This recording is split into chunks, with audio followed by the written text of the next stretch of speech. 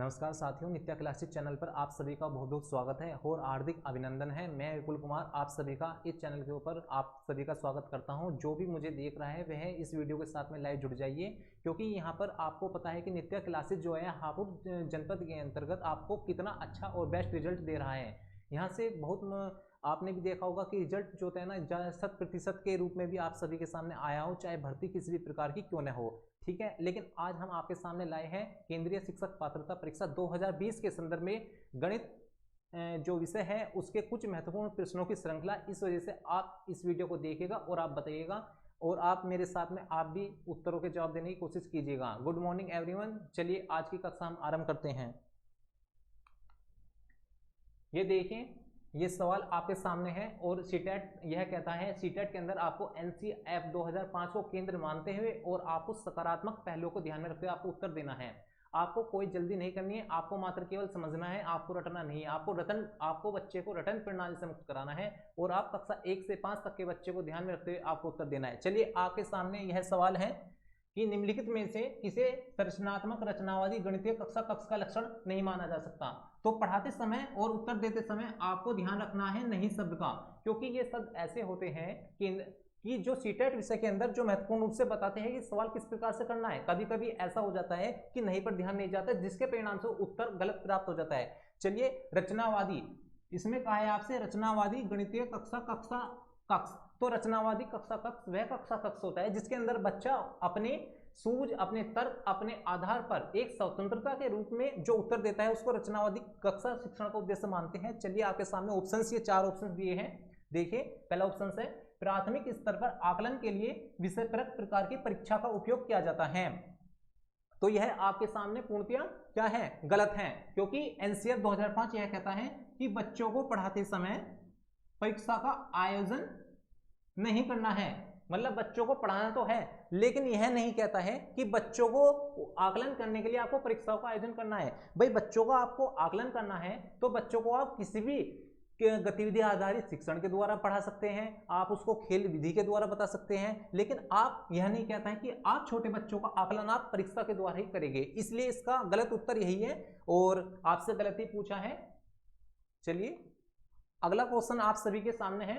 आगे कहता है निम्नलिखित में से कौन से कथन सहमति गणित के रचनावादी दृष्टिकोण से की जा सकती है, कि गणित का रचनावादी दृष्टिकोण कौन सा होता है। तो देखिए, पहला ऑप्शन है गणित पूर्णतया विषय परक है। इसमें कहा है कि गणित पूर्णतया विषय परक है। अगला क्वेश्चन है मानस दर्शन गणित का महत्वपूर्ण पहलू है। ठीक है, आगे आप देखिए गणित तथ्यों को सीखने के बारे में है। आगे ऑप्शन है गणितज्ञों से सच्चाई का आविष्कार अपेक्षित होना चाहिए। ठीक है, तो आप इसके अंदर आप खुद ही देखिए, गणित पूर्णतया विषय परक है, ठीक है ना। हो सकता है कि ये सही हो सकता है, लेकिन हमें बेस्ट चुनना है कि बेस्ट ऑप्शन कौन सा है। तो देखिए, आगे है मानस दर्शन गणित का महत्वपूर्ण पहलू है। ठीक है, तो आप इस शब्द को देखिए, मानस दर्शन की बात कही गई है, जिसको अंग्रेजी में क्या कहते हैं, विजुअलाइजेशन। ठीक है, और आपने भी देखा होगा एनसीएफ, ये देखिए आप, जो एनसीएफ जो 2005 है वो क्या कहता है कि बच्चे को पढ़ाते समय गणित के अंतर्गत हमें बच्चे का गणितीयकरण करना है, गणितीयकरण करना है, और बच्चे को आपको श्रव्य दृश्य सामग्री का प्रयोग करते हुए यदि आप पढ़ा सकते हो तो आप उनको पढ़ाने की कोशिश कीजिएगा। इस वजह से इसका सही उत्तर आपका जाता है ये वाला, कि मानस दर्शन गणित का महत्वपूर्ण पहलू है, क्योंकि एनसीएफ 2005 कहता है कि बच्चे के गणितीयकरण करने के लिए मानस दर्शन और उसको रचनावादी कक्षा शिक्षण के द्वारा बच्चे के जो गणितीय पहलू है उनको हमको विकसित करना है।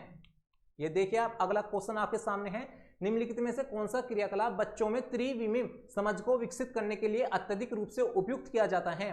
तो इसके अंदर आप देखिएगा, इसके अंदर सवाल क्या कह रहा है कि त्रिविमीय समझ, आपको महत्वपूर्ण इसको देखना, त्रिविमीय यानी कि त्रिविमीय का मतलब किससे बताया गया है, 3D आकृति, 3D आकृति। और 3D आकृति आप सभी जानते हैं क्या क्या होती है, हमारे पास घन, घनाभ, शंकु, बेलन और गोला, ये हमारी 3D आकृति होती है, क्योंकि इसके अंदर हम उनका क्या निकाल सकते हैं, आयतन भी निकाल सकते हैं, क्षेत्रफल भी निकाल सकते हैं, वक्र पृष्ठ भी निकाल सकते हैं। और महत्वपूर्ण रूप से बात 3D आकृतियों की, इसके अंदर जो महत्वपूर्ण रूप से बात होती है वह बात होती है ऊंचाई की। किसकी बात होती है, ऊंचाई। ऊंचाई आपको महत्वपूर्ण रूप से देखने को मिलेगी 3D आकृतियों के संदर्भ में। चलिए देखते हैं अब हम ऑप्शन। चंद्रमा के उदय होने का समय लिखना, यह पूर्णतः गलत है, क्योंकि समय का संबंध 3D आकृति से नहीं होता है। अगला ऑप्शन है संख्याओं को संख्या रेखा पर निरूपित करना। अब आप बताइएगा, आप संख्याओं को जब आप निरूपित करते हैं तो उसका संबंध 3D आकृतियों से कहां से हो जाएगा, वह तो एक सरल रेखा है ना। अगला है बोतल के ऊपरी दृश्य को चित्रित करना।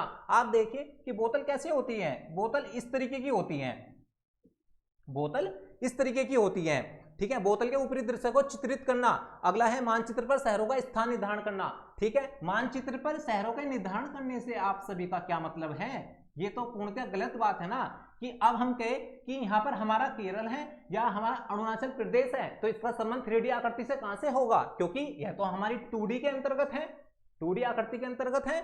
तो बात हो रही है यहाँ पर बोतल के ऊपरी दृश्य को चित्रित करना, क्योंकि आप इस बोतल के अंदर आप इसकी ऊंचाई भी देख सकते हैं, आप इसकी लंबाई और चौड़ाई भी देख सकते हैं, वहीं मैं इसके अंदर मैं इसका आयतन भी निकाल सकता हूं। इस वजह से आपका जो सही उत्तर होगा त्रिविमीय समझ को विकसित करने के लिए उपयुक्त है बोतल के ऊपरी दृश्य को चित्रित करना। ठीक है साथियों, आपको इसी प्रकार से आपको समझकर आपको उत्तर देना है और आपको इसके अंदर रटना कुछ नहीं है, बस आपको समझना है।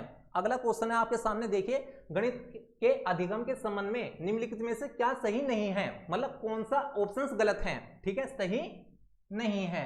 तो देखिए इसमें दिया है विद्यार्थियों की सामाजिक आर्थिक पृष्ठभूमि का गणित के निष्पादन पर असर होता है। बिल्कुल यह वाला ऑप्शन क्या है, बिल्कुल सही है। क्यों सही है ये वाला, क्योंकि बच्चे के आर्थिक और सामाजिक पृष्ठभूमि, गरीब बच्चा है कोई, उसके पास संसाधन नहीं होंगे। मान लीजिए आपके पास, मैं सीधी सी बात करूं, क्योंकि जब बच्चा छोटा होता है आपने देखा होगा बच्चे को एक ज्योमेट्री बॉक्स की आवश्यकता होती है, तो कोई गरीब परिवार का बच्चा है वो ज्योमेट्री बॉक्स की व्यवस्था कहां से करेगा। इस वजह से यह वाला ऑप्शन बिल्कुल सही है, जबकि पूछा क्या है, नहीं है। तो अगला है विद्यालय में दिए जाने वाले निर्देशों की भाषा का असर बच्चे के गणित के प्रदर्शन पर होता है। बिल्कुल सही बात है। विद्यालय के अंदर यदि आप बच्चे को बताते हैं कि यह आयतन है तो वह आयतन पढ़ता है, आप बताते हो यह क्षेत्रफल है तो वह क्षेत्रफल पढ़ता है। अगला ऑप्शन है गणित में उत्कृष्ट प्रदर्शन की प्रतिभा स्वाभाविक होती है, तो हमारा ऑप्शन कौन सा जाएगा, हमारा ऑप्शन ये वाला जाएगा, क्योंकि आप इसको खुद ही देख लीजिए, इसमें इसने क्या कहा है, इसमें इसने कहा है, ये देखिए आप, ठीक है, उत्कृष्ट प्रदर्शन की प्रतिभा स्वाभाविक होती है, जबकि गलत है। क्यों, क्योंकि कोई भी बच्चा जब जन्म लेता है वह यह जन्म नहीं लेता है कि वह गणित विषय में निपुण होगा, वह विज्ञान विषय में निपुण होगा, वह सामाजिक विषय में निपुण होगा, क्योंकि विषय जो होते हैं यह एक अर्जित प्रतिभा है, विषय अर्जित प्रतिभा है, जन्मजात प्रतिभा नहीं है। ठीक है, अगला है अध्यापक के सीखने वालों के प्रति विचारों का अधिगम परिणामों पर प्रभावशाली असर होता है। बिल्कुल सही है, लेकिन हमें चुनना था अधिगम के संबंध में निम्नलिखित में कौन सा सही नहीं है, तो हमारा ऑप्शन ये वाला है, ability to perform and excel in mathematics in निकेट। ठीक है, तो ये वाला ऑप्शन है। चलिए आगे दिया है निम्नलिखित शाब्दिक समस्या के प्रकार को पहचानिए। ठीक है, आपके सामने सवाल दिया गया है, आप इसको पढ़िए। ठीक है, आप जो भी साथी मुझे देख रहा है आप भी कमेंट बॉक्स में आप इसके उत्तर दीजिएगा। ठीक है, और उत्तर देते समय आपको एनसीएफ 2005 को और अपनी थोड़ी तार्किक क्षमता को कक्षा 1 से कक्षा 5, मतलब आपको मात्र केवल कक्षा 1 से कक्षा 5 तक के बच्चे को उसकी एज को आपको ध्यान में रखते हुए आपको उसका उत्तर देना है। ठीक है, और यह आप भी जानते हो कि कक्षा 1 से कक्षा 5 के अंतर्गत मात्र केवल कितने होते हैं, 6 से 14 वर्ष तक की आयु के बच्चों का ही आपको ध्यान रखना है। आपको 15 साल 16 साल नहीं देने, आपको जो उत्तर देना है आपको इतना ध्यान रखना है। कक्षा 1 की बात की जाए, कक्षा 1, कक्षा 2 की बात की जाए, कक्षा 2 को ध्यान में रखते हुए आपको उत्तर देना है। चलिए चलते हैं, मेरे पास 6 पेंसिल है। ठीक है जी, मेरे पास 6 पेंसिल है, मनीष के पास मेरे से 2 अधिक हैं। मनीष के पास कितनी पेंसिल हैं? ठीक है, आप देखिए 6 पेंसिल है। ठीक है, मनीष के पास मेरे से 2 अधिक है। अधिक का मतलब कितनी है मनीष के पास? 8 ही तो है ना, और ये क्या है, अधिक ही तो है भाई, 6 में अधिक ही तो है, तभी तो मनीष के पास 8 गई। ठीक है, तो देखिए इसमें दिया गया है व्यक्लित जमा। ठीक है ना, ये गलत है। ये गलत क्यों है मैं आपको आगे बताऊंगा। आपकी बात है व्यक्लित घटा की तो बात हो ही नहीं रही, ऑप्शन ये पूर्णतः क्या है, गलत है। ठीक है, अगली बात क्या है, तुलनात्मक जमा। ठीक है ना, उसके बाद क्या है, तुलनात्मक घटा। देखिए तुलना ही की जा रही है क्योंकि 2 व्यक्तियों के मध्य में तुलना की गई है। ठीक है, यदि आप खुद सोचिए आपके पास कोई भी 100 वस्तुएं हैं, दूसरे के पास आपसे 50 वस्तुएं अधिक हैं। ठीक है ना, तो आप क्या कहोगे कि उसके पास मेरे से 50 वस्तुएं अधिक हैं, यानी कि आपने तुलना भी की है और आप वहां पर जमा भी करके देख रहे हैं। ठीक है, तो यहाँ पर तुलनात्मक घटा भी नहीं जाएगा, तुलनात्मक जमा जाएगा। ठीक है, तुलनात्मक जमा जाएगा। तुलना मैंने आपको बताई दी है क्योंकि तुलना की गई है दोनों के मध्य में, और जमा इसलिए आए क्योंकि दोनों के मध्य में प्लस का निशान है, क्योंकि जमा की बात की गई है। अगला क्वेश्चन है आपके सामने, हिंदू अरबी गणना प्रणाली के लिए निम्नलिखित में कौन सा सही नहीं है।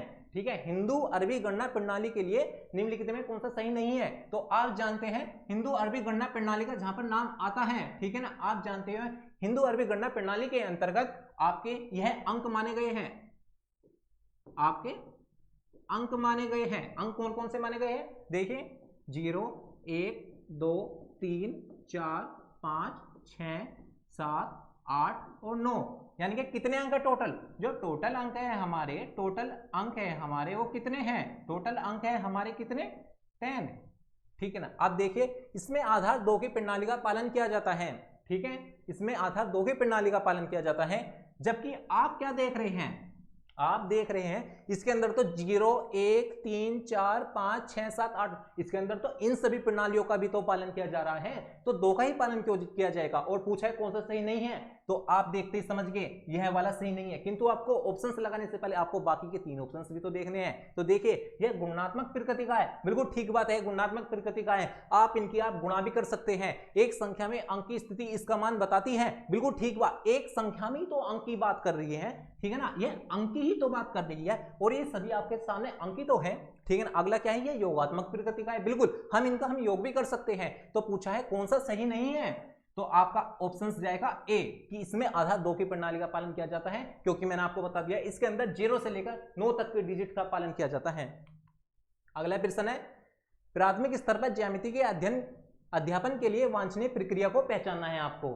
ठीक है, तो मैं आपको बता देता हूं कि सीटेट परीक्षा के अंतर्गत आपको सकारात्मक शब्दों का चुनाव करना है, मतलब आपको बच्चे को एक तरीके से स्वतंत्रता का भाव देते हुए आपको उसको शिक्षा और शिक्षण की प्रक्रिया को आगे बढ़ाना है।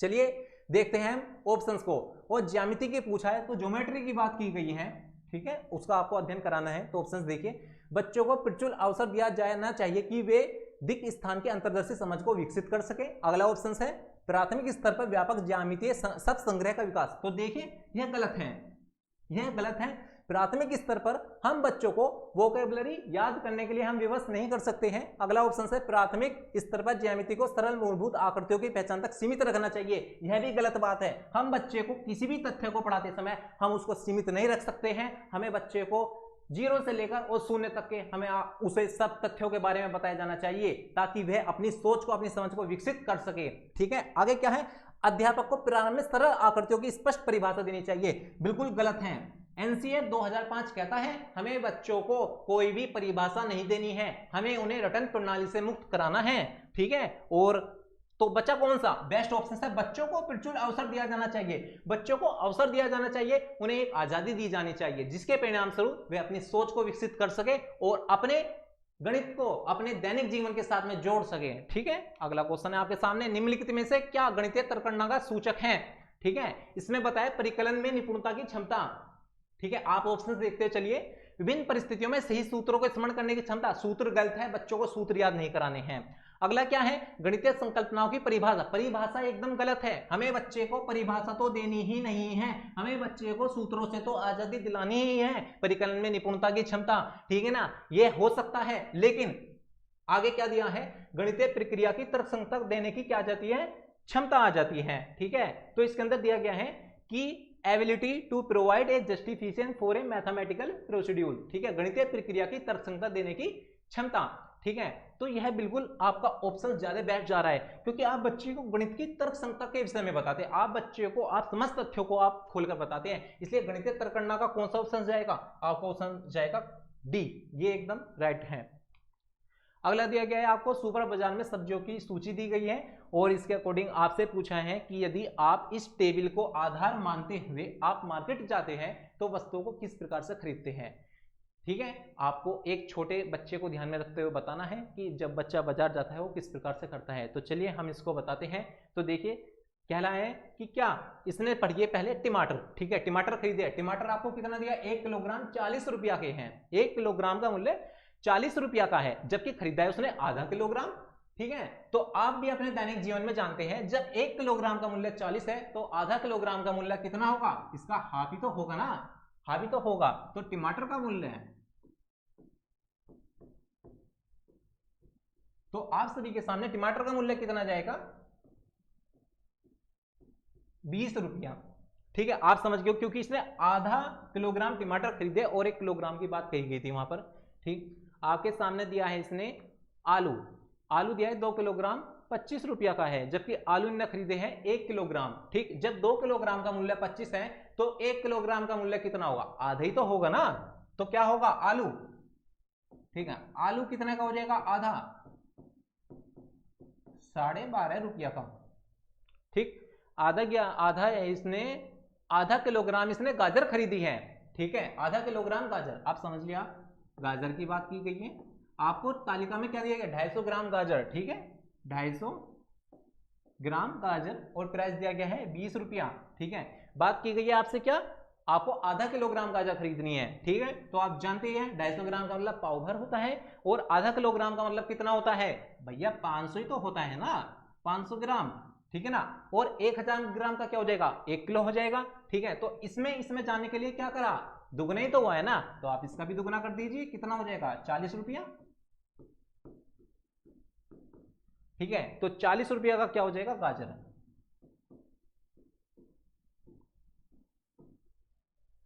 आगे इसने क्या दिया है आपको, 250 ग्राम मिर्च खरीदी है। ठीक है, 100 ग्राम मिर्च 10 रुपए की है। देखिए 100 ग्राम मिर्च कितने की है, 10 रुपए की है, तो 250 ग्राम कितने की होगी, 1 ग्राम कितने की है, 10/100। तो आपसे पूछा है क्या, 250 ग्राम मिर्च कितने की होगी, क्योंकि मिर्च की बात की जा रही है ना, तो 250 ग्राम मिर्च कितने की होगी, आप देखिए इसे, 1 0 से 1 0 कट गया और 1 0 से 1 0 कट गया, तो कितने रुपए की आ गई, 25 रुपया की। ये देखिए आप, हाँ इसके अंदर ये सही था। ठीक है, तो आप समझ गए होंगे कि 1 0 से ये कट गया, आपस में कटने के बाद 25 रुपया आ गया। 25 रुपया किसका आ गया, मिर्च का।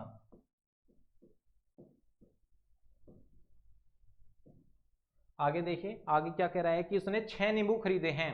ठीक है भाई, 4 नग नींबू का मूल्य 10 रुपए है। नींबू को देखिए, नींबू कितना है, 4 नींबुओं का मूल्य 10 रुपया है, तो एक नींबू का मूल्य कितना होगा, 10/4।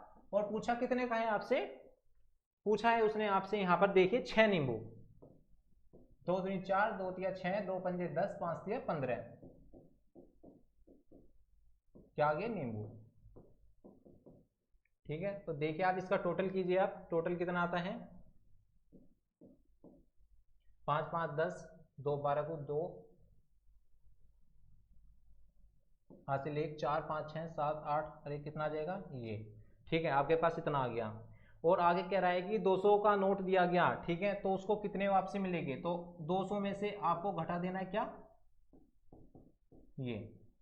ठीक है, जब आप इसको 200 में से घटा देते तो 10 में 5 गए 5, यहाँ पे कितने बचे 9, 9 में से 2 गए 7।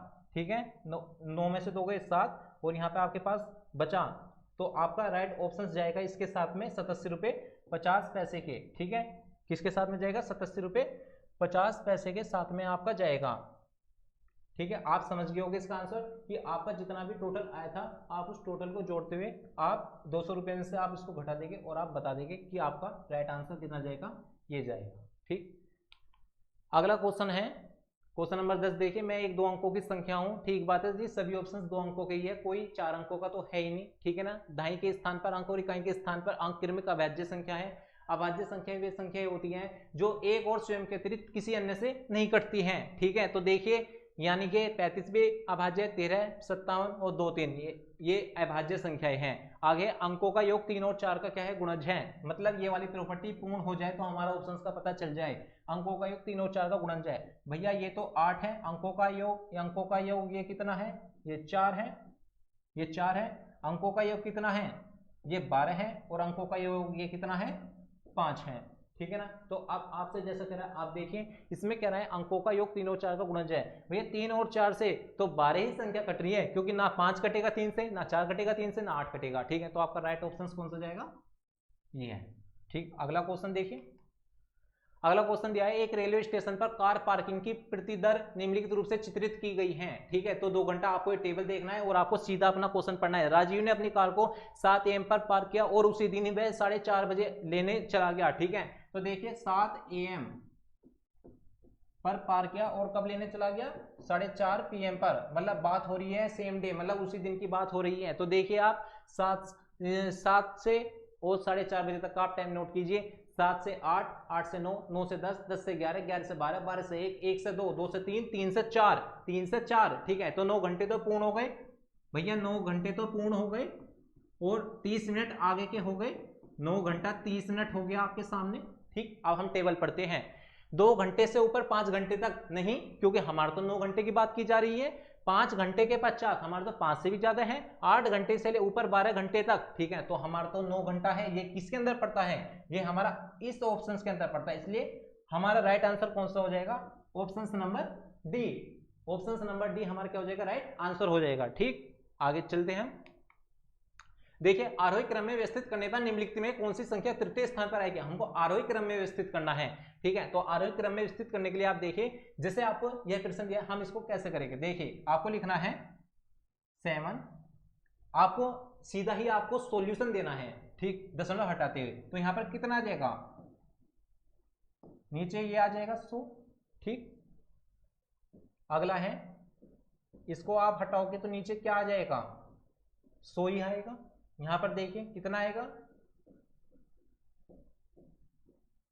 1000 आएगा, क्योंकि 3 0, क्योंकि जब हम इसको हटाएंगे तो 3 0, लेकिन हमको तो डायरेक्ट सॉल्यूशन देना है ना, क्योंकि परीक्षा के अंदर समय इतना होता नहीं है, इस वजह से थोड़ा मैथमेटिक्स के अंदर अपनी स्पीड हम हाई कर सकते हैं, जहां पर हम अपनी सोच और जो हमारा गणित शिक्षा शास्त्र होता है उसके अंदर हम समझ विकसित कर सकते हैं। तो यहाँ पर हम अपनी कैलकुलेशन हाई कर सकते हैं, ठीक है। अगला दिया गया है आपको ये, ठीक है। तो जब आप इसको हटाएंगे तो ऊपर कितना, नीचे कितना जाएगा, तो ये। अब आप देखिए यहाँ पर कितना है, 1000, ठीक है ना। तो इसकी ट्रिक होती है कि आप इसको बराबर कर लीजिए। बराबर करने के लिए जितना है आपको ऊपर नीचे गुणा करना है। यहाँ पर कितने की कमी है, 1 0 की, यहाँ भी 1 0, ठीक, यहाँ पर भी, यहाँ पर भी, ये ऐसे रहेगा। और यहाँ पर भी 1 0 हमने नीचे बढ़ाया तो 1 0 हमने ऊपर बढ़ाया। अब देख लीजिए आप, आपको आरोही क्रम में व्यवस्थित करना है, ठीक है। तो आप देखिए सबसे बड़ा आपके पास क्या है इसके अंदर, देखिए ये 7070 है, ये कितना है 7700 है, तो पहले नंबर पर ये आएगा, ठीक है। तो दूसरे नंबर पर आपके पास कौन सा जाएगा, दूसरे नंबर पर आपके पास ये जाएगा, ठीक, 7707, ठीक। तीसरे नंबर पर कौन सा जाएगा, इससे छोटा कौन सा है, ये वाला जाएगा 7070। और चौथे नंबर पर आपका कौन सा जाएगा, ये वाला ऑप्शन, ठीक। जबकि आपसे पूछा है कि तृतीय स्थान पर कौन सा आएगा, तो तृतीय स्थान पर पहले वाला आएगा, इसलिए right answer is a options. अगला प्रश्न है आप सभी के सामने, एक 5 अंकों की संख्या में दाई के स्थान का अंक 8, इकाई के स्थान का अंक दाई के स्थान के अंक का 1/4, 1000 के स्थान का अंक 0, 100वें स्थान का अंक इकाई के स्थान का दुगुना और 10,000वें स्थान का अंक इकाई के स्थान का तिगुना है। तो संख्या बतानी है, ठीक है। तो आपके सामने ऑप्शन है, तो चलिए पहली लाइन पढ़िए। एक 5 अंकों की संख्या, सभी 5 अंकों की संख्याएं हैं, ठीक है। दाई के स्थान का अंक 8 है, दाई के स्थान का अंक 8 है, ठीक है। तो ये तो होगा नहीं, दाई के स्थान का अंक तो है, ठीक है ना, ये भी नहीं होगा। 2 ऑप्शंस कट के 2 ऑप्शंस बचे। दाई के स्थान का अंक कितना है, 8 है, ठीक है। यहाँ भी 8 है, यहाँ भी 8 है। प्रश्न उठता है कौन सा ऑप्शन होगा। हम आगे की प्रक्रिया पढ़ते हैं। इकाई के स्थान का अंक, इकाई के स्थान का अंक दाई के स्थान के अंक का 1/4 है, बिल्कुल ठीक बात है। यह भी 1/4 है और यह भी 1/4 है, क्योंकि 8 का 1/4 कितना होता है, 2, और 8 का 1/4 कितना होता है, 2। आगे बढ़िए, 1000 के स्थान का अंक कितना है, 0 है। 1000 के स्थान का अंक कितना है, 0। यहाँ पर देखिए इकाई, दहाई, सैकड़ा, यहाँ पर तो सैकड़े का स्थान 0 दिया गया है, और यहाँ पर क्या है, इकाई, दहाई, सैकड़ा और 1000, यानी कि 1000 के स्थान का अंक कितना है, 0 है, ठीक है। और 100वें स्थान का अंक इकाई के स्थान का 2 गुना है। 100वें स्थान का इकाई के स्थान का 2 गुना है, बिल्कुल 4 दुगुना है 2 का, 2 का दुगुना 4 होता है। और 10,000वें स्थान का अंक इकाई के स्थान का कितना है, 3 गुना है, बिल्कुल 2 का 3 गुना कितना होता है, 6। Right option is B. अगला प्रश्न है, 3 ब्रांड ABC के पेन 10, 12, 24 के पैकेटों में उपलब्ध है। यदि एक दुकानदार को तीनों प्रकार के पेन समान संख्या में खरीदने हैं तो उसके द्वारा खरीदे जाने वाले पैकेटों की न्यूनतम संख्या क्या होगी। मतलब दुकानदार को पेन भी खरीदने हैं और उसको देखिए, उसको समान संख्या में पेन खरीदने हैं, समान संख्या में, ठीक है। वैसे तो इसको करने की ट्रिक हम आपको 2 बताते हैं, आपको जो बेस्ट लगे आप उससे कर लीजिएगा, ठीक है। तो इसके अंदर सबसे पहले आप देखिए 10, 12, 24, आप सभी जानते हैं 10, 12, 24 का एलसीएम कितना आता है, 120। यदि नहीं आता है तो आप सबसे बड़ी संख्या पकड़ लीजिए और आप इसका टेबल पढ़िए। 24 से कम 24, 24 दूनी 48, 24 72, 24 चौक 96, 24 पंजे 120, यानी कि 120 एक ऐसी संख्या है जो 10 से भी कट रही है, 12 से भी कट रही है। वरना आप अपना टाइम वेस्ट करेंगे कि आप ऐसे निकालने में आप भी जानते हो, ठीक है। इस वजह से इसका एलसीएम कितना जाएगा 120, 120 एलसीएम। इससे इसको काटिए 12, इसको काटिए 10, देखिए तो 12 10 5, ठीक है। कहाँ ऑप्शन में आ रहा है 12 10 5, ऑप्शन नंबर बी हो सकता है। अब इसको करने का एक तरीका और भी है, हम इसको कैसे कर सकते हैं, तो आप ऊपर पढ़िए 10 12 24 दिया है, तो आप यहां पर लिख लीजिए 10 12 24। ऑप्शन देखिए किस ऑप्शन से बैठ कर रहा है। यदि मैं 10 की 10 में करूं 100, ये 60, ये अलग जाएगा, ठीक। अब आप इसकी गुणा कीजिए कितना 120, ये भी 120 और ये भी 120 ही तो जाएगा ना, क्योंकि जब हम इसकी डायरेक्ट हम इसमें गुणा करेंगे, देखिए आप, तो भैया 120 बैठ गया है ऑप्शन से, जबकि यहां पर 100, यहां पर 120, यहां पर भी नहीं बैठ रहा है और यहां पर भी नहीं बैठ रहा है, इसलिए ऑप्शन हमारा ही है। हम इसको ऑप्शन से भी कर सकते हैं, हम इसको ट्रिक से भी कर सकते हैं। अगला है एक वर्ग की भुजा 4 सेंटीमीटर है, इसे काटकर 4 बराबर वर्गों में विभाजित किया गया है, प्रत्येक छोटे वर्ग का क्षेत्रफल क्या होगा। तो देखिए एक बड़ा वर्ग है जिसकी भुजा कितना है 4 सेंटीमीटर है, ठीक है। तो आप सभी जानते हैं कोई भी वर्ग हो उसकी सभी भुजाएं कितनी होती है, समान होती हैं। वर्ग की सभी भुजाएं कितनी होती है, समान होती हैं, ठीक। ये 4 सेंटीमीटर है, ये भी 4 सेंटीमीटर है, ये भी कितना है 4 सेंटीमीटर, ये भी कितना है 4 सेंटीमीटर है। और इसको काटकर 4 बराबर वर्गों में विभाजित कर, इसको 4 वर्गों में यदि हम विभाजित कर देते हैं तो 4 वर्ग ऐसे बैठ जाएंगे, ठीक। ये आप भी जानते हैं कि जब यहां से लेकर यहां तक यदि आप ज्यामिति आपने पढ़ी होगी तो आप समझ जाएंगे। हम इसको समझने की भाषा में हम इसको लंबी समझ सकते हैं, यदि नहीं समझ रहा है तो आप क्वेश्चन की लैंग्वेज पढ़ लीजिए, क्योंकि जब आप गणित के अंदर आप चैप्टर पढ़ेंगे 3D आकृतियों का आयतन जो 2D आकृतियों के क्षेत्रफल के बाद आता है, तो आप समझ जाएंगे, ठीक है। तो बराबर वर्गों में विभाजित किया गया, जब हमने इसको छोटे वर्गों में विभाजित कर दिया तो ये भुजा कितनी थी 4, तो अब ये कितनी हो जाएगी 2, ये भी 2, ये भी 2, ये भी, ये भी, ये पूर्णतः हमारी 2 भुजाओं में क्या आ गई, बट गई, ठीक है। अब हमसे पूछा है प्रत्येक छोटे वर्ग का क्षेत्रफल कितना होगा, प्रत्येक छोटे वर्ग का क्षेत्रफल कितना होगा, ठीक। तो प्रत्येक छोटा वर्ग की भुजा कितनी आ गई है 2। अब हमारा इससे कोई मतलब नहीं है, अब हमें इसे लेकर चलना है प्रत्येक छोटे वर्ग का क्षेत्रफल। और आप सभी जानते हैं वर्ग का क्षेत्रफल क्या होता है, आप सभी जानते हैं वर्ग का क्षेत्रफल, वर्ग का क्षेत्रफल क्या होता है, भुजा का स्क्वायर, यह होता है वर्ग का क्षेत्रफल। वर्ग का क्षेत्रफल भुजा का स्क्वायर, तो 2 का स्क्वायर कर दीजिए, 2 का स्क्वायर 4, ठीक। क्षेत्रफल की बात की जा रही है, सेंटीमीटर में दिया था इसलिए यूनिट किस में जाएगी, सेंटीमीटर स्क्वायर में। बात की जाती आयतन की तो आपकी जाती सेंटीमीटर क्यूब में, ठीक। तो आपका ऑप्शन कितना जाएगा, ये वाला आपका राइट ऑप्शन है, ठीक। चलिए हम चलते हैं अगले प्रश्न पर। अगला प्रश्न है आयशा के पास केवल 5 रुपए और 10 रुपए के सिक्के, यदि उसके पास सिक्कों की कुल संख्या 25 और 160 रुपए टोटल धन है, तो उसके पास 5 रुपए 10 रुपए के कितने सिक्के हैं। हम इसको ऑप्शन से भी कर सकते हैं और हम इसको ट्रिक से भी कर सकते हैं। चलिए हम इसको पहले सॉल्यूशन करते हैं, उसके बाद हम इसकी कंसेप्ट को समझेंगे किस प्रकार हम इसको ऑप्शन से भी कर सकते हैं। तो देखिए आपके पास 5 रुपए 10 रुपए के सिक्के है, कुल संख्या कितनी है सिक्कों की 25, ठीक है। कुल संख्या कितनी है सिक्कों की 25,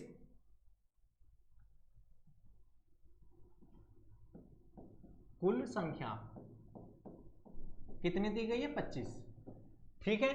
और आपके पास 5 रुपए 10 रुपए के सिक्के हैं, आपसे पूछा 5 रुपए 10 रुपए के सिक्कों की संख्या, तो आप जानते हैं कुल संख्या कितनी है 25 है, तो हम मान सकते हैं 2 भागों में बट रहा है, 5 रुपए के सिक्के और 10 रुपए के सिक्के। तो 5 रुपए के सिक्कों की संख्या माने हमारे पास कितनी है x, तो टोटल में से x घटा दूं तो 10 रुपए के सिक्कों की संख्या नहीं आ जाएगी। अब वही तो कह रहा है कि टोटल धन उसके पास 160 है, टोटल धन कैसे बना भैया, 5 रुपए के उसके पास माना x सिक्के हैं, तो कितना जाएगा 5x प्लस, ठीक है, क्योंकि टोटल धन की बात की गई है। उसके बाद 10 रुपए के टोटल कितने हैं, उसके पास इतने सिक्के हैं और टोटल धन कितना है 160 का। अब इसको सोल्व कर लीजिए, देखें 5x प्लस 250 माइनस 10x बराबर 160, ठीक। अब आप देखें यहां से आपका कितना आ जाएगा, 250 में से 160 गए, 250 माइनस 160 ये इधर आ जाएगा, ठीक। जब हम इसको यहां पर घटाएंगे तो ये किस में जाएगा -5x, और ये माइनस का 5 इधर जाने पर कितना जाएगा पॉजिटिव का 5x, ठीक। तो ये आपका कितना आएगा घटकर यहां पर 90 रुपया, आपका कितना आएगा 90 रुपया, 90 रुपया आ गया। आप लिख लीजिए 5x बराबर 90 रुपया। घबराने की कोई बात नहीं है, यदि आपको अपनी कैलकुलेशन से भी करना है तो आप वैसे भी कर सकते हैं। ठीक, तो काट लीजिए, 5 एकम 5, 5 सत्ते 35, 5 अट्ठे 40,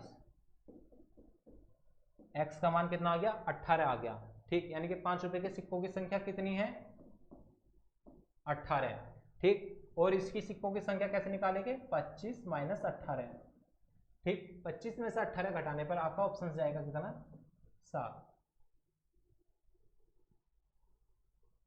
यही होगा ना, आप इस तरीके से देखिए, ये 18 आ गया 7 आ गया। ठीक, घबराने की कोई बात नहीं है, हम आपको ऑप्शन बेस से भी बताएंगे। तो 18 और 7 हमें पता लग गया, हमारा ऑप्शन ये वाला राइट है। लेकिन इसको करने की आपको मैं ऑप्शन से भी ट्रिक बताता हूँ। तो ऑप्शन से देखिए आप, ऑप्शन से आपको दिया गया है 5 रुपये और 10 रुपये, 5 रुपये और 10 रुपये दिया गया है। तो आप देखिए, जब आप मल्टीप्लाई करके देख लीजिए इनकी ऑप्शंस की, यदि 160 जिस ऑप्शन से बेस्ट बैठ जाए वो ऑप्शन आपका राइट होगा। 5 की इसमें करेंगे 15 पंजे 75 और 100 नहीं बैठेगा, ठीक है ना, क्योंकि 175 हो जाएगा। टोटल धन कितना है 160। ठीक, उसके बाद क्या दिया गया है 20 और 5, यह भी नहीं बैठेगा क्योंकि 20 पंजे 100 और 10 50, यह नहीं बैठेगा। उसके बाद 18 पंजे, देखिए 18 पंजे कितना 90, ठीक है, और ये कितना आ जाएगा 70। तो ये कितना बैठ गया आपके पास 160 धन, क्योंकि 90 और 70 को आप जोड़ोगे तो 160। ठीक, इसको करने की ऑप्शन से ये वाली ट्रिक थी, इसलिए ऑप्शन हमारा ये वाला क्या है राइट है। ठीक, चलिए अगले सवाल के ऊपर। अगला सवाल आपको दिया गया है, देखिए निम्नलिखित में से कौन सा कथन सही नहीं है। देखिए, सीटेट परीक्षा के अंतर्गत आपको 15 नंबर की पेडागोजी गणित शास्त्र, गणित शिक्षण शास्त्र और 15 नंबर के आपको न्यूमेरिकल आएंगे। न्यूमेरिकल आपको प्राथमिक स्तर से ही संबंधित होंगे। चलिए देखते हैं निम्नलिखित में कौन सा कथन सही नहीं है। ठीक है, कौन सा ऑप्शन सही नहीं है, तो हमें गलत ऑप्शन की पहचान करनी है। अभाज्य संख्याओं के केवल 2 गुणनखंड होते हैं, बिल्कुल सही बात। अभाज्य संख्याएं वे संख्याएं होती है जो एक और स्वयं के अतिरिक्त किसी से नहीं कटती है। हमारी अभाज्य संख्या जैसे 2 3 5 7 11 अनंत तक। ठीक, यह वाला ऑप्शन हमारा सही है। एक अंक वाली केवल 4 अभाज्य संख्या है, बिल्कुल एक अंक वाली केवल 4 अभाज्य संख्या है। कौन सी 2 3 5 7, ये वाला भी हमारा सही है। सभी अभाज्य संख्या विषम संख्या होती है, यह क्या है गलत है, क्योंकि 2 एक ऐसी अभाज्य संख्याएं हैं जो सम संख्या होती है। प्रश्न कभी कभी परीक्षाओं के अंदर पूछ लिया जाता है कि ऐसी संख्या को बताइए जो सम अभाज्य संख्याएं हो। ठीक, तो वह कौन सी होती है 2, देख लीजिए 2। जबकि पूछा है विषम संख्या है, विषम भी होती है जो 2 से नहीं घटी, जबकि तो 2 से घट रही है। अभाज्य संख्या अपरिमित रूप से नहीं, बिल्कुल जो अभाज्य संख्या है ये अनंत तक होती है। तो इसलिए हमारा ऑप्शन कौन सा जाता है ये वाला, सभी अभाज्य संख्याएं विषम संख्या होती है, ये वाला कौन सा है गलत है। आपके सामने निष्कर्ष ये रहा, इसलिए गलत है ये वाला ऑप्शन। ठीक है, चलिए चलते हैं अगले प्रश्न के ऊपर। वह संख्या जो 1 से 10 तक दोनों सम्मिलित तथा सभी संख्याओं से विभाजित होती है कौन सी है। ठीक, 1 से 10 तक, तो आप जानते हैं 1 से 10 तक के में आपको ऑप्शंस दे गए हैं। आप जानते हैं 1 से 10 तक की संख्याएं में 3 एकमात्र ऐसा नंबर है जो कटने के लिए उसकी, आप देखिए किस ऑप्शन, आप ऑप्शंस देखते ही पहचान जाएंगे। देखिए, ये देखिए 3 से कटने का नियम क्या होता है कि उसके सभी अंकों का योग 3 से कटता हो, जबकि यह तो कितना है 10 है, यह भी नहीं कटेगा, यह भी नहीं कटेगा। इसे देख लीजिए 9, ठीक है, ये कितना बैठ रहा है 9 बैठ रहा है इसके अंकों का योग, क्योंकि 2 + 5 + 2 + 0। ठीक, इसलिए हमारा राइट ऑप्शन यह जाएगा। यह शॉर्टकट मेथड है, वरना हम 2 से 3 से 5 से, क्योंकि 2 से ही हमें पता लग रहा है। चलिए अगले प्रश्न के ऊपर। अगला प्रश्न ये दिया गया है आपको इसे कैलकुलेट करके आपको बताना है। ठीक, देखिए आपको मल्टीप्लाई करनी है। सबसे पहले 5 दिया, आपको यहाँ पर बोर्ड मास के नियम का पालन करना है। ठीक, बोर्ड मास के नियम का भी आपको पालन करना है, BODMAS।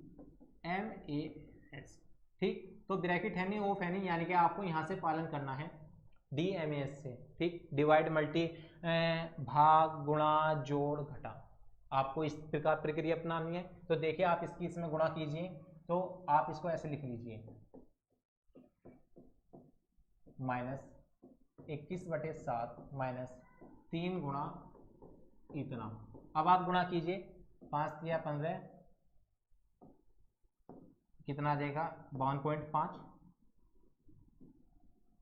इसको काटेंगे कितना आ जाएगा 3।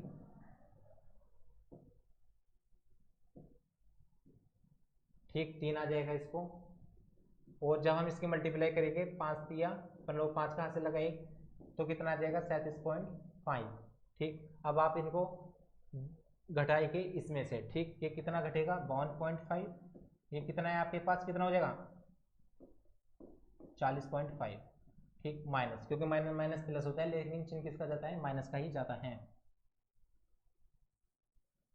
इसमें से आप इसको घटाएंगे तो आपका देखिए 5 में 5 गए 0, 2 और ये कितना आ गया 12। ठीक, 12 आपका ऑप्शन कहाँ पर है, तो 12 आपका ऑप्शन यहाँ पर है, आप इसको लगा दीजिए, यह इसका सही उत्तर है। ठीक, हमने divide multiplication addition and subtraction का हमने यूज़ किया है। ठीक, तो इसलिए 12 हमारा आंसर आ जाएगा। ये हमने इसलिए करा है क्योंकि माइनस माइनस कितने होते हैं प्लस, लेकिन चिन्ह माइनस का ही जाता है। ठीक है, चलिए अगले प्रश्न के ऊपर। एक बाग के वृक्षों में नीम के वृक्षों की संख्या 1/6 भाग है, आधे वृक्ष अशोक के हैं, शेष यूकलिप्टिस के हैं। देखिए यूकलिप्टिस नाम आते ही आप समझ गए होंगे यूएस में, इसको प्रकृति का दुश्मन कहा जाता है यूकलिप्टिस पौधे को, और प्रकृति का प्रिय पौधा कौन सा है, नीम। ठीक, यदि नीम के वृक्षों की संख्या 5 है तो बाग में यूकलिप्टिस के कितने वृक्ष हैं। ठीक, तो एक बाग के वृक्षों में नीम के वृक्षों की संख्या 1/6 भाग है। ठीक, आप जैसे प्रश्न कहता है आप ऐसे ही करिए, नीम के वृक्ष, नीम कितने हैं,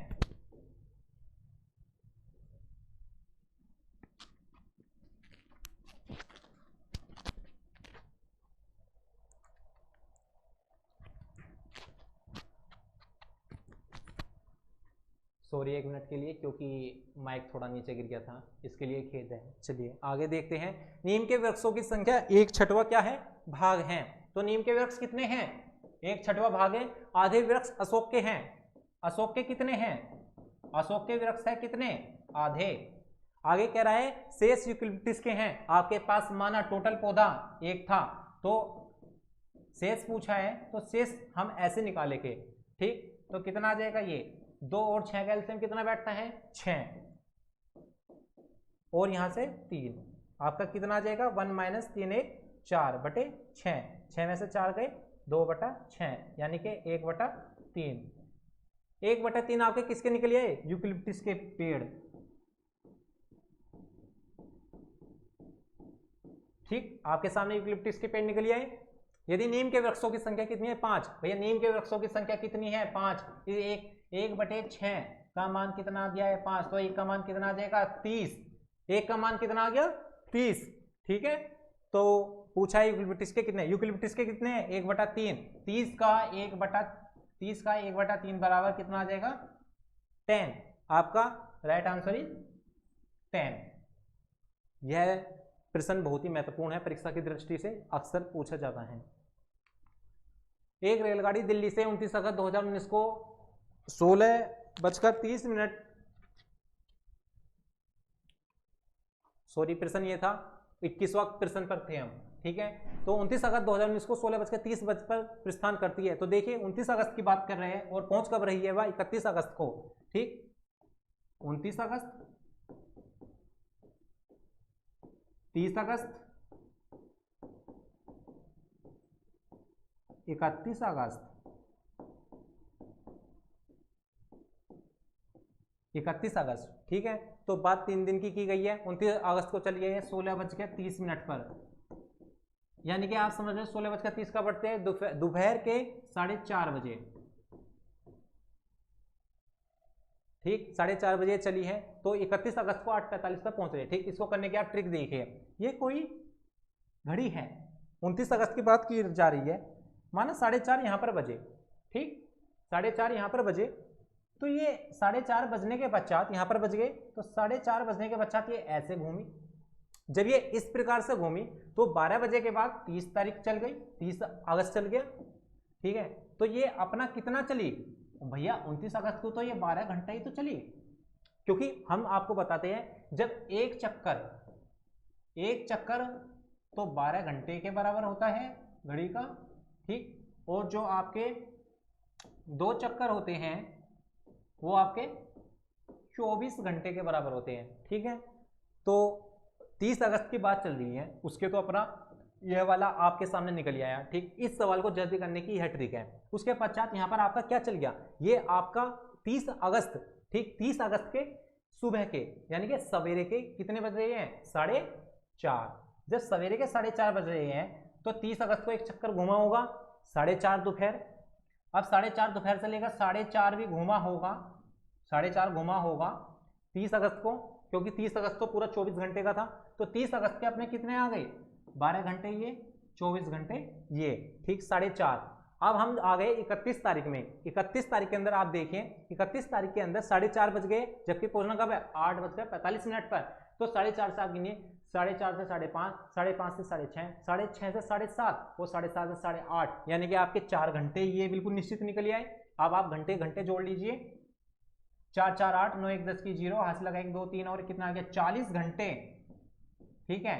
और आगे क्या दिया था 45 मिनट, ठीक है ना। तो 45 मिनट यानी कि 45 मिनट, तो हम पहुंच गए थे ना अपने 4.5 घंटों को लेते हुए, तो कितना निकल आया 15 मिनट। तो राइट ऑप्शन कौन सा जाएगा, 40 घंटा और 15 मिनट इसका राइट ऑप्शन है, ठीक। इस तरीके से इस सवाल को करने की ट्रिक है, एक चक्कर 12 घंटे के बराबर, 2 चक्कर 24 घंटे। अगला क्वेश्चन यह है, निम्नलिखित में से किसमें लंबाइयों को घटते हुए क्रम में व्यवस्थित किया गया है, ठीक है, मतलब अवरोही क्रम में व्यवस्थित किया गया है। तो देखिए हम इस सवाल को कैसे करते हैं, आपने एक तरीका पढ़ा होगा, नहीं पढ़ा है तो आप देख लीजिए। हम आपको यहां पर बताते हैं किलोमीटर, हेक्टोमीटर, डेकामीटर, मीटर, ठीक। बात मीटर की जा रही है, अर्थात लंबाइयों की जा रही है। लीटर की जाती तो हम यहाँ लीटर लिखते, और किसकी की जाती, किलोग्राम की तो हम यहाँ किलोग्राम लिखते, किलोग्राम है, ठीक है ना। इस तरीके से, क्योंकि यहाँ किसकी बात की गई, लंबाई की, इसलिए हमने यहाँ मीटर लिखा है, ठीक। क्वेश्चन को क्वेश्चन के ही नजरिए से आपको देखना चाहिए। उसके बाद यहाँ पे क्या आता है, मीटर,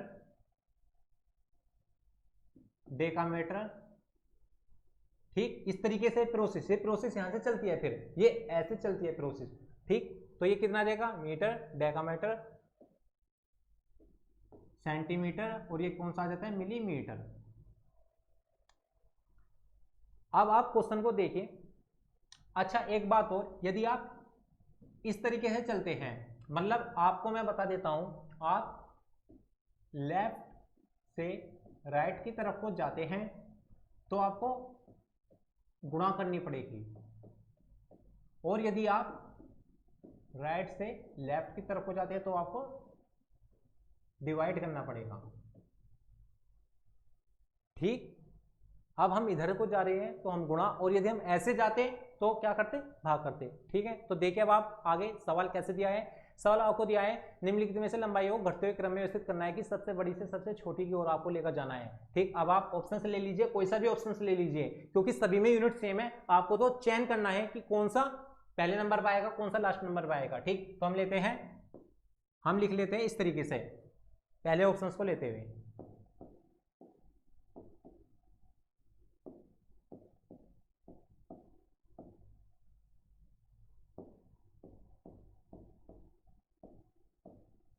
ठीक है। तो हमने ऐसे लिख दिया। अब देखिए हमें सभी यूनिट एक यूनिट में चेंज करनी है, क्यों ना हम इसको मिलीमीटर में ही चेंज कर ले सभी को, ठीक, क्योंकि मिलीमीटर में चेंज करना आसान हो जाएगा आपके लिए, ठीक। देखिए तो ये कितना दिया, 8 मीटर, ठीक, 8 यहाँ पर है, ठीक है। तो 8 से कितना आगे है, 1 2 3, तो 3 0, कुछ नहीं करना,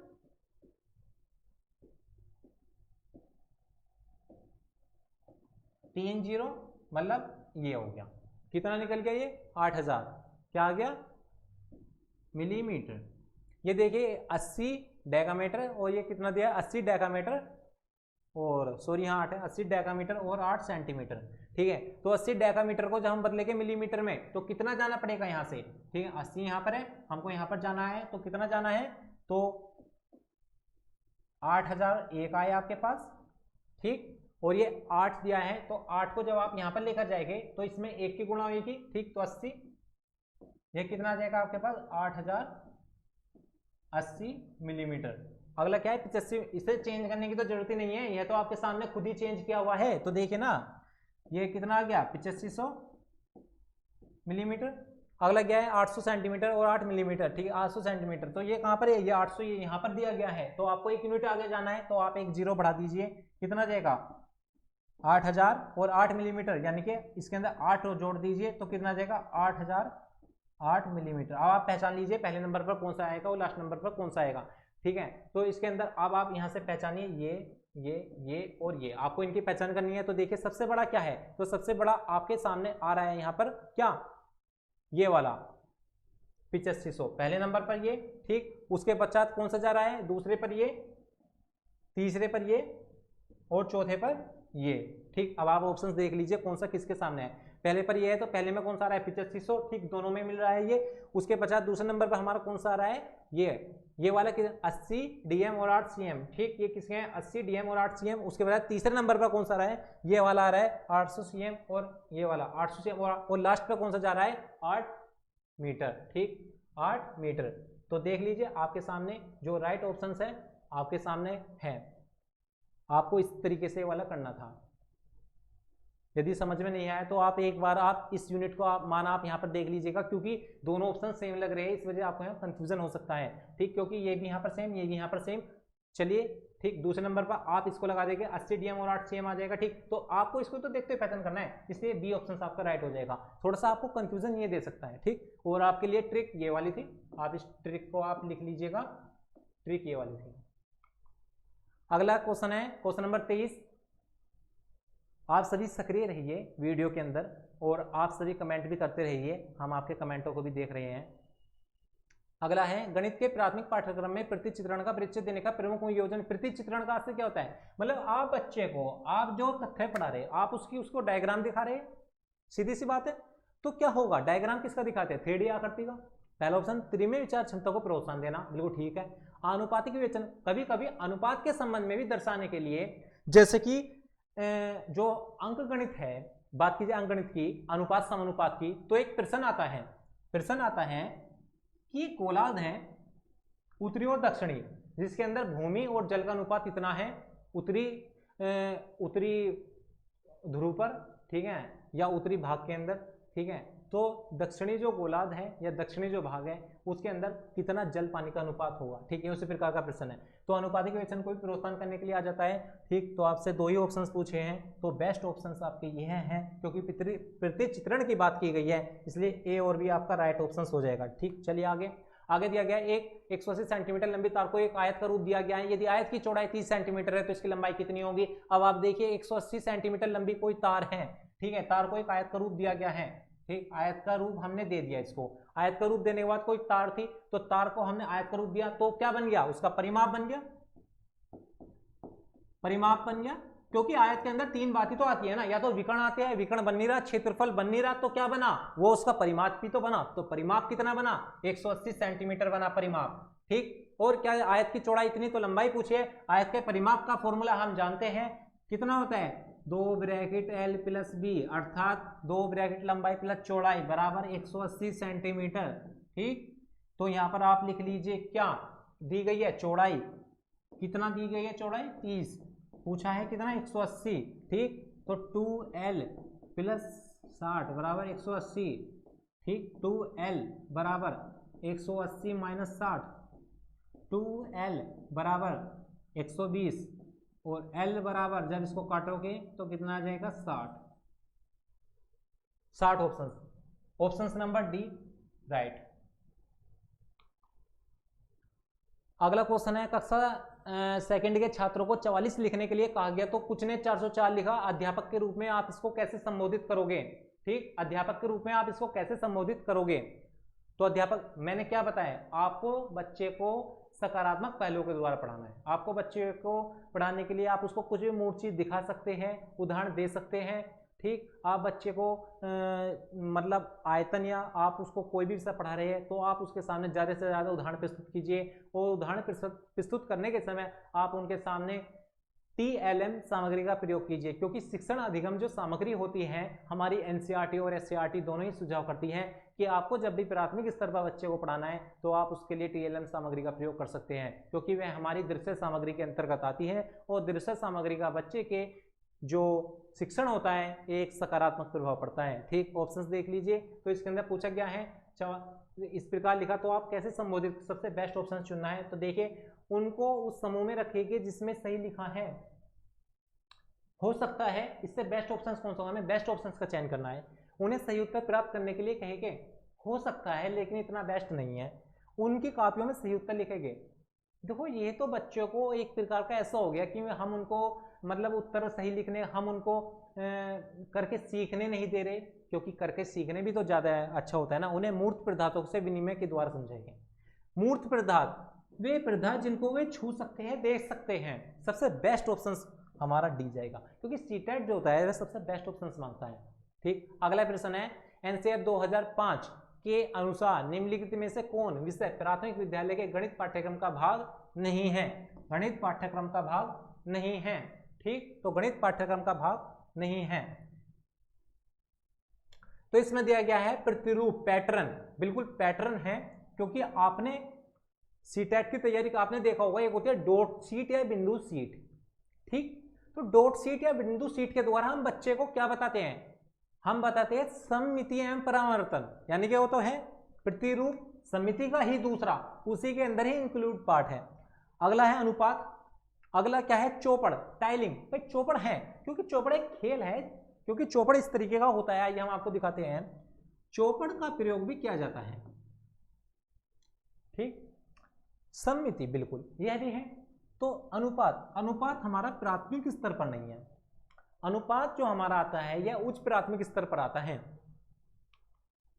अगला है सूत्र का प्रयोग किए बिना अध्यापक निम्नलिखित में से किन साधनों, शिक्षण, अधिगम सामग्री का प्रयोग यह दर्शाने के लिए कर सकता है कि विभिन्न आयामों वाले दो आयतों का क्षेत्रफल समान हो सकता है। बात की गई है क्षेत्रफल की।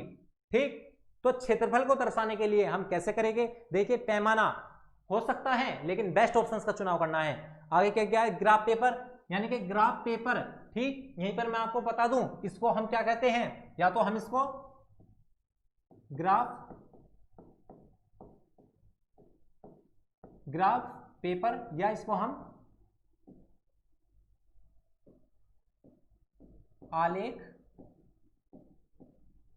सॉरी थोड़ा ये मार्कर ऐसे ही कर रहा है, लेकिन कोई बात नहीं, हम आपको समझाने का प्रयास कर रहे हैं। ठीक, आलेख पेपर। तो ग्राफ पेपर और आलेख पेपर का प्रयोग आपने देखा होगा, जो पटवारी होते हैं देसी भाषा में जिसको हम लेखपाल कहते हैं, वो ग्राफ पेपर या आलेख पेपर का प्रयोग भूमि की पैमाइश करने के लिए करता है। वहीं सांख्यिकी आंकड़ों को प्रदर्शित करने के लिए इसका प्रयोग किया जाता है। वहीं पर इसका प्रयोग 2D आकृतियों के क्षेत्रफल के लिए भी किया जाता है। ठीक है, तो हमारा यह वाला ऑप्शन सही हो सकता है बी, लेकिन इसने तो दो जोड़े बनाकर दिए हैं ना, तो जोड़ा इसके साथ कौन सा दूसरा बेस्ट होगा? धागा, धागा नहीं हो सकता है। अगला कह दिया टाइल, टाइल या चौपड़। मैंने क्या बताया था? टाइल या चौपड़ किस तरीके का होता है?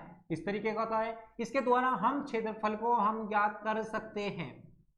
ठीक, क्योंकि यह भी प्राथमिक स्तर पर है। तो बेस्ट ऑप्शन कौन सा जाएगा? B and D. Option number D is right. आगे देखिए, आगे है प्राथमिक कक्षाओं में बच्चों को गणित पढ़ाने के लिए बनाई जाने वाली पाठ्य योजना का निम्नलिखित में से कौन सा अति महत्वपूर्ण पहलू है? मतलब आप बच्चे के लिए आप पाठ योजना बना रहे हैं बच्चे को पढ़ाने से पहले, तो वो कौन सा अति महत्वपूर्ण पहलू है? ठीक, इसमें दिया है विद्यार्थियों को अवसर देना कि संकल्पनाओं की संरचना करें, क्रियाकलापों को लिखना और इस संदर्भ में प्रश्न देना। देखिए ये गलत है कि आप लिख रहे हैं, बच्चों को प्रश्न दे रहे हैं, बच्चे के ऊपर एक तरीके का बर्डन बढ़ेगा। पाठ्य पुस्तक के अनुसरण करना, पाठ्य पुस्तक का अनुसरण नहीं कराना है, बच्चे को रटन प्रणाली से मुक्त कराना है, गणितीय संकल्पनाओं को संरचनात्मक ढंग से क्या किया जाना है? प्रस्तुत किया जाना है। लेकिन बेस्ट ऑप्शन का चुनाव करना है ना, तो हमें तो बच्चों को अवसर देना है, उपयोगिता देना है, उसे सीखने के लिए तत्पर करना है, इसलिए ऑप्शन सी ए राइट, विद्यार्थियों को अवसर देना चाहिए। आगे है निम्न में से गणित में उपलब्धि कम होने का कारण क्या हो सकता है? ठीक, उपलब्धि कम होने का कारण पूछा है कि बच्चा मतलब उपलब्धि उसकी क्यों कम हुई है, वो क्यों नहीं इतना अचीव कर पाया है, उसका कारण क्या हो सकता है? गणित का स्वरूप। देखिए गणित का स्वरूप कभी नहीं हो सकता है। ठीक, क्योंकि यह वाला ऑप्शन क्या है? नहीं हो सकता है, क्योंकि गणित की जो किताब होती है वह सभी बच्चों के लिए एक समान होती है। यह नहीं है कि कोई बच्चा अपवंचित है, कोई बच्चा निर्धन वर्ग से है, कोई बच्चा धनी वर्ग से है। गणित सभी के लिए इक्वल बनाया गया है। यह तो उसको अर्जित करने की प्रतिभा है। दूसरा यह व्यक्ति की स्वाभाविक क्षमता, यह नहीं है, क्योंकि यह भी नहीं है उपलब्धि कम होने का कारण। ठीक, क्योंकि बच्चे की माना बच्चे ने आज 5 सवाल करे, वो कल तो 10 सवाल कर सकता है ना, तो यह भी नहीं है। अगला क्या है? लिंग। लिंग का तो संबंध है नहीं, हमें लिंग पक्षपात से हमको दूर रहना है। ठीक है ना, हमें जेंडर भेदभाव से दूर रहना है। एक शिक्षक के नजरिए से कभी भी जेंडर भेदभाव हमें नहीं करना है, यह आपने मनोविज्ञान में देखा होगा। ठीक है ना, क्योंकि लिंग पक्षपातपूर्ण से बचना है, क्योंकि लड़का लड़की एक समान है आज के जमाने में। ठीक, ऐसा कोई तथ्य नहीं है जिसमें या तो लड़का आगे, क्योंकि अधिकांश ऐसे क्षेत्र है लड़के लड़की सभी हैं, इसलिए हमें सभी को एक समान दृष्टि से देखते हुए पढ़ाना है। अगला क्या है, सामाजिक और सांस्कृतिक पृष्ठभूमि। यह हो सकता है, यह क्यों हो सकता है, क्योंकि सामाजिक व सांस्कृतिक पृष्ठभूमि की बात की जाए तो आप देखिए सामाजिक और सांस्कृतिक पृष्ठभूमि। आप सामाजिक से सीखिए, समाज दो प्रकार के वर्गों में बटा है, एक धनी वर्ग एक निर्धन वर्ग। माना धनी वर्ग के बच्चे के पास किताब है, निर्धन वर्ग का बच्चा पढ़ना चाहता है लेकिन उसके पास सुविधाओं की कमी है, आर्थिक स्थिति से कमजोर है, इसलिए उपलब्धि कम होने का कारण क्या है, सामाजिक और आर्थिक पृष्ठभूमि। Option number D. अगला क्वेश्चन है आपके पास, यह समझाने के लिए कि 1/4 1/3 से छोटा है तो निम्नलिखित में कौन सी योजना सबसे बेस्ट है। ठीक, इसने दिया है डाइनिंग ब्लॉक्स का प्रयोग। आपने देखे होंगे डाइनिंग ब्लॉक्स इस तरीके के होते हैं, ये इसका प्रयोग नहीं किया जाता कि तुलना करने के लिए नहीं किया जाता है, क्योंकि डाइनिंग ब्लॉक्स का जो प्रयोग किया जाता है यह बताने के लिए किया जाता है कि कौन सी संख्या कितनी बड़ी है या कितनी छोटी है, या जोड़ने या घटाने के लिए किया जाता है, इसलिए यह तो होगा नहीं। अगला क्या है, संख्या चार्ट का प्रयोग करना। ठीक है ना, तो इसके अंदर है संख्या चार्ट का प्रयोग करना। तो संख्या चार्ट को हम ग्रिड चार्ट भी कहते हैं, और संख्या चार्ट का जो प्रयोग किया जाता है अधिकांश में आपको आज इस प्रश्न के विषय में महत्वपूर्ण रूप से आप ध्यान कर लीजिए, क्योंकि यह वाला प्रश्न परीक्षा के अंदर सबसे ज्यादा पूछे जाने वाला प्रश्न है। ठीक है, क्योंकि यहां पर 1/4 कभी कभी 0.2 या 0.3 इस तरीके का भी आपको पॉइंट लगाकर भी दे सकता है। अंतर क्या है आप समझ लीजिए, क्योंकि सीबीएसई परीक्षा जो इसको कराता है, सीबीएसई बोर्ड कराता है, किसको, सीटेट को, किसको कराता है, सीटेट को कराता है। इसलिए सीटेट को कराने के संबंध में आयोग ने इस संबंध में बच्चों ने, यह हर बार पूछे जाने वाला प्रश्न है, मोस्टली इंपोर्टेंट क्वेश्चन है। आयोग ने भी माने, बच्चों ने भी साक्ष्य दिए थे, लेकिन वह साक्ष्य क्या हुए थे, गलत हुए थे, क्योंकि एनसीईआरटी इस बात को नहीं मानता है। एनसीईआरटी किस बात को मानता है आज मैं आपको बता देता हूं, और आप इस तथ्य को हमेशा के लिए याद कर लीजिए। ठीक, इसमें पूछा 1/4 1/3 से कितना छोटा है, यह आपको अनुपात में तो नहीं दिया है ना, यह आपको भिन्न में दिया है। किसमें दिया है, भिन्न में लिखकर दिया है। ठीक, तो इसके अंदर दिया है संख्या चार्ट या ग्रिड चार्ट। ठीक, तो आप याद कर लीजिए, एक क्या होता है, संख्या चार्ट। ठीक, संख्या चार्ट या कौन सा आता है, ग्रिड चार्ट। ठीक, संख्या चार्ट या ग्रिड चार्ट। ठीक, तो इसका जो प्रयोग जो किया जाता है ना, इसका प्रयोग दशमलव संख्याएं, जो दशमलव होती है संख्याएं, उसके मध्य में क्या होती है, दशमलव की या तो तुलना करने के लिए किया जाता है, या फिर उनके संबंध में पाई जाने वाली त्रुटियों को दूर करने के लिए किया जाता है। ठीक, तो दशमलव संख्याएं जैसे मैंने लिखा 0.2 और 0.3, ठीक, यही तो मैंने लिखा ना। तो यदि यहां पर होता 0.2 0.3 तो हम चले जाते ऑप्शन नंबर बी के साथ में, लेकिन अधिकांश बच्चे यही गलती करते हैं, तो ऑप्शन नंबर बी को लगा देते हैं, चूंकि गलत होता है। ठीक, क्योंकि मैंने कंडीशन बता दी है, ऑप्शन नंबर बी तब आएगा जब दशमलव संख्या होगी और यह भिन्न है, तो भिन्न के संबंध में क्या आएगा मैं आपको बता देता हूं। ठीक, तो दशमलव की तुलना करने के लिए हम इसको लगा देते, यह भी नहीं आएगा। ठीक, क्योंकि संख्या चार्ट या ग्रिड चार्ट का प्रयोग कब किया जाता है मैंने आपको बताया है। उसके बाद क्या दिया है, लघुत्तम समावर्तक विधि का प्रयोग। देखिए यह कोई आपके पास इस तरीके तो प्रश्न लिख नहीं रहा है कि 1/4 + 1/3 या आपके पास 1/4 - 1/3, यह तो है नहीं कि आप यहां पर एलसीएम विधि का प्रयोग करेंगे, तो यह ऑप्शन भी क्या है, गलत है। अगला क्या है, कागज की पट्टियों का प्रयोग। बिल्कुल कागज की पट्टियों का ही प्रयोग किया जाएगा। ठीक है, बिल्कुल कागज की पट्टियों का ही प्रयोग किया जाएगा। क्यों किया जाएगा, देखिए मैं आपको दिखाता हूं, कागज की पट्टियों का प्रयोग इसलिए किया जाएगा, जैसे आपके पास 1/4 लिखा है तो आप 4 1 2 3 4, ठीक, 1/4 लिखा है, 4 भाग है, तो उसमें से मान लीजिए ये वाला भाग क्या है, रंगा हुआ है, रंगा हुआ भाग है, तो आप इसको क्या कहेंगे, 1/4, 4 भाग में से एक भाग रंगा हुआ। कागज की पट्टी आप कागज लेकर भी समझ सकते हैं। ठीक, 1/3, ये 3 भाग है, माने इसमें से ये वाला रंगा हुआ भाग है, तो कितना हो जाएगा 1/3। तो कागज की पट्टियों का ही प्रयोग किया जाना चाहिए जब आपको भिन्न दिया गया हो, भिन्नों के मध्य में तुलना करवाई जा रही हो। तो option number D is right option, option number D is right option. मैं आपको कुछ महत्वपूर्ण बातें बता देना चाहता हूं कि आपने देखा होगा ये इसको पढ़ाते समय कुछ इनको हम टीएलएन सामग्री के अंदर डालते हैं 2005 के अनुसार, जो एनसीएफ कहता है, लेकिन मैं आपको बता देता हूं भिन्न आने पर लिख लीजिए आप चाहे कि भिन्न आने पर कागज की पट्टियों का प्रयोग किया जाता है। दशमलव संख्याओं के मध्य जब कंपेयर कराएगा तो वहां पर आपको संख्या चार्ट या ग्रिड चार्ट का प्रयोग करना है, और आपको 10 ग्राम, एक बनता है 10 ग्राम, 10 ग्राम का प्रयोग 2D आकृतियों के लिए किया जाता है। 2D आकृतियां कौन कौन सी होती है, जब आप क्षेत्रफल पढ़ेंगे आप समझ जाएंगे 2D आकृतियां कौन कौन सी होती है। आयत, वर्ग, वृत्त, ये आपकी क्या होती है, 2D आकृति होती है। ठीक, 3D आकृतियों के पढ़ने के लिए आप किसका प्रयोग करते हैं? आप जियो बोर्ड का प्रयोग करते हैं 3D आकृतियों के लिए। आप साथ साथ आप लिखते हुए भी चलिए, ठीक। उसके बाद आता है मोतीमाला। तो दशमलव संख्याओं के मध्य तुलना करने के लिए संख्या चार्ट का प्रयोग किया जाता है, किंतु मोतीमाला का प्रयोग दशमलव संख्याओं को जोड़ने के लिए किया जाता है। तो कागज की पट्टियों का प्रयोग आपको हमने बता ही दिया है। और इस तरीके से आपके सामने आज की यह महत्वपूर्ण रूप से प्रश्न श्रृंखला थी, और आप समझ गए होंगे कि आपको किस प्रकार से उत्तर देना है और आपको किस प्रकार से आपको उत्तर देने के लिए समझ विकसित करना है। इसी के साथ में आप भी उत्तर देने की कोशिश कीजिएगा, और आप हमारे चैनल नित्या क्लासेस के साथ में आप अधिक से अधिक जुड़िए, क्योंकि नित्या क्लासेस चैनल जो है यह जनपद हापुड़ के अंदर एक सर्वश्रेष्ठ चैनल है। यहाँ से इतने बच्चे सिलेक्ट होते हैं, बहुत ज़्यादा। आप किसी भी परीक्षा में आप देख सकते हैं, चाहे वह आपकी केंद्रीय सरकार की हो चाहे राज्य सरकार की हो, ठीक। तो शिक्षक भर्ती परीक्षा की आप तैयारी कर रहे हैं, जिसके अंदर सीटेट परीक्षा के संबंध में आपके सामने आपको महत्वपूर्ण रूप से प्रश्न माला की श्रृंखला थी, और ये महत्वपूर्ण प्रश्न थे। आपको यह प्रश्न मोस्टली इंपॉर्टेंट है। आप इस प्रश्न को आप ज़्यादा से ज़्यादा आप इसको समझने की कोशिश कीजिएगा, ठीक है सभी छात्रों। और इसी के साथ आप सभी से अनुरोध है कि आप इस चैनल को आप लाइक और सब्सक्राइब कर दीजिएगा। धन्यवाद। जय हिंद, जय भारत।